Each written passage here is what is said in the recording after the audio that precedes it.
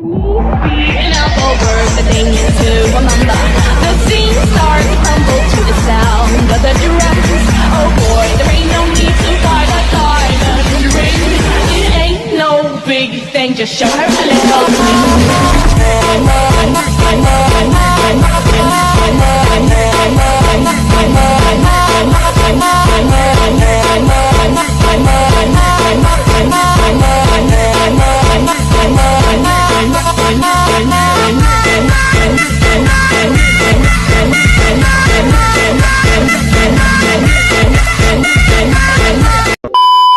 Assalamualaikum warahmatullahi wabarakatuh.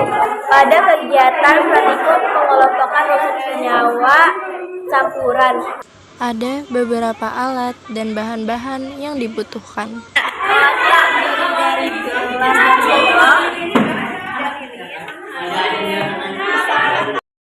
Kemudian untuk bahan-bahan terdiri dari Air kelapa dan susu, garam dan sirup. pertama, siapkan alat-alat cutter atau pisau, sendok, gelas, korek api, dan bahan berupa gula, garam, air kelapa, susu, dan sirup.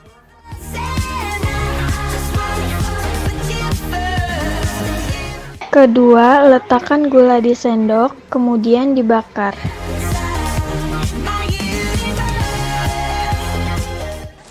Ketiga, masukkan gula dan air dalam gelas, kemudian diaduk. Keempat, masukkan garam dan air dalam gelas, kemudian diaduk. Kelima, masukkan susu dalam gelas dan amati.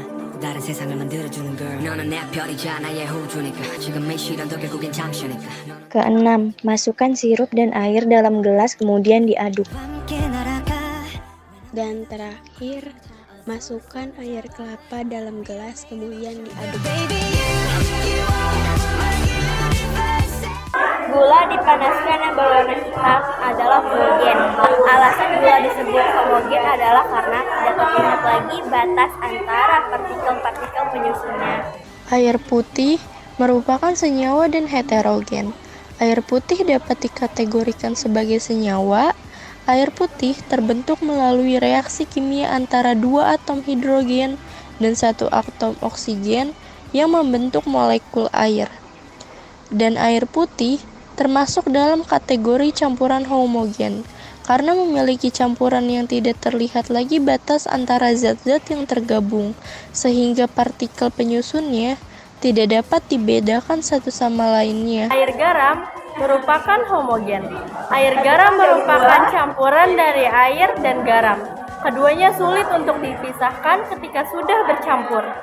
Air gula termasuk dalam homogen. Air gula disebut sebagai homogen karena campuran antara air dan gula tersebut tercampur dengan sempurna sehingga tidak terlihat lagi batas. Susu merupakan homogen. Susu termasuk campuran yang homogen sebab partikel susu menyebar secara merata dalam suatu larutan. Air sirup termasuk homogen. Air sirup yang ditambahkan air termasuk dalam campuran homogen. Hal ini dikarenakan air sirup merupakan larutan yang terdiri dari gula dan beberapa zat lain yang berlarut dalam air. Kopi yang diaduk secara merata dengan gula, pasir, dan air adalah heterogen. Dalam hal ini, air berperan sebagai pelarut untuk melarutkan kopi dan gula. Namun meskipun air berperan dalam melarutkan kedua bahan tersebut, campuran kopi, gula, dan air tetaplah heterogen karena tidak terjadi penggabungan yang sempurna antara zat-zat penyusunnya. Air kelapa dapat dikategorikan sebagai campuran homogen dan campuran heterogen. Air kelapa segar yang belum mengalami pengolahan dikategorikan sebagai homogen, sedangkan air kelapa yang mengandung daging buah disebut sebagai heterogen. Setelah melakukan praktikum sederhana, mana yang termasuk unsur dan apa alasannya? Tidak ada yang termasuk unsur. Setelah mengamati apa ciri-ciri suatu unsur, merupakan zat tunggal, tidak dapat diuraikan menjadi zat kimia yang lebih sederhana, memiliki nomor atom dan massa. Setelah melakukan praktikum sederhana, mana yang termasuk senyawa atau rasa? Yang termasuk senyawa adalah air putih. Air putih dikategorikan sebagai senyawa karena terbentuk melalui reaksi kimia antara dua atom hidrogen dan satu atom oksigen yang membentuk molekul air H2O. Setelah mengamati, apa ciri-ciri suatu senyawa? Pertama, terbentuk dari dua atau lebih unsur penyusun. Yang kedua, terbentuk zat tunggal namun bisa dilakukan, tidak dapat dipisahkan dengan komponen penyusunnya melalui reaksi kimia. Setelah melakukan praktikum sederhana, mana yang termasuk homogen dan heterogen? Apa alasannya? Campuran homogen karena tidak terlihat lagi batas antara partikel-partikel antar penyusun. Gula dipanaskan, air garam, air gula, sirup, air kelapa, dan air putih. Campuran heterogen karena tidak terjadi pergabungan yang sempurna antara zat-zat penyusunnya, yaitu kopi yang diaduk. Setelah mengganti perbedaan campuran homogen dan campuran heterogen, Campuran homogen, zat penyusunnya terdiri dari dua zat tunggal yang tidak bisa dilihat secara fisik dan dibedakan. Komposisinya sama di seluruh campuran, membentuk satu fasa. Campuran heterogen terdiri dari dua zat atau lebih yang tidak sama.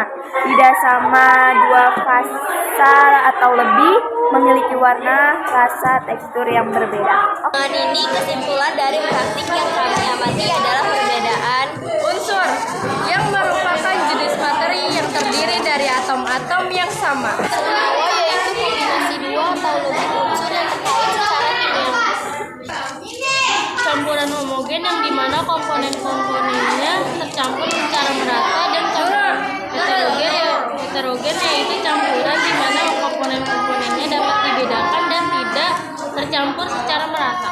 Tambahan dalam campuran baik homogen maupun heterogen, komponen penyusunnya tidak mengalami perubahan sifat dan dapat dipisahkan tanpa reaksi kimia.